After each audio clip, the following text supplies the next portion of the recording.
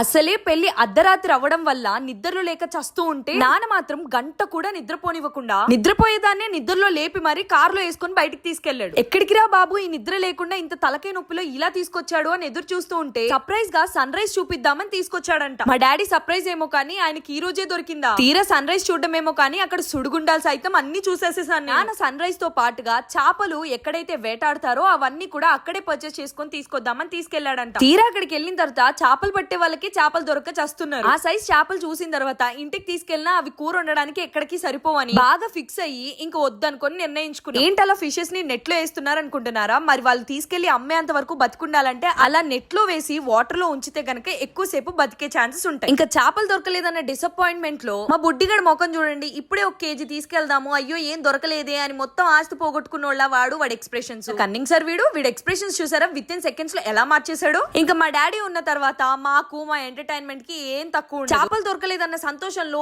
ఇలా డాన్స్ వేసుకుంటూ అయితే మళ్ళీ స్టార్ట్ అయిపోదాం అనుకున్నాం. మా నాన్నకి అదే ప్లేస్ లో పడవలు కనబడ్డాయి. వెంటనే ఆ పడవ ఎక్కి ఇప్పుడు దాన్ని ఒక టైటానిక్ షిప్ అని మా నాన్న ఫీల్ అవుతున్నాడు. మీరు కూడా ఫీల్ అవ్వండి, లేదంటే ఆయన ఫీల్ అవుతాడు కాబట్టి నేను ఫీల్ అవ్వాల్సి వస్తుంది. ఓ సారీ, ఆ టైటానిక్ షిప్ లోకి మా డాడీ ఒకటే వెళ్తే బాగోదని వాళ్ళ తాతకు తోడుగా వెళ్ళాడు. మా ఓడు చిన్నప్పుడే ఇంజనీరింగ్ చేయకుండానే ఇంజనీరింగ్ కి సంబంధించిన అన్ని పనులు చేసేస్తున్నాడు. కార్ లో ఏ పార్ట్ ఎక్కడ ఉంటుందో తెలియకపోయినా అవన్నీ పీక్ మరీ డిస్మాండిల్ చేస్తున్నాడు. ఇంక ఇలా కాదని వాడిని బయటికి తీసుకొచ్చి కూర్చోబెట్టాము. ఈ సీన్ చూడంగానే డియర్ కామ్రేడ్ మూవీలో సీన్ లా అనిపిస్తుంది కదా, హీరో మాత్రమే పక్కన లేడు. Anyway see in the next vlog guys, bye by.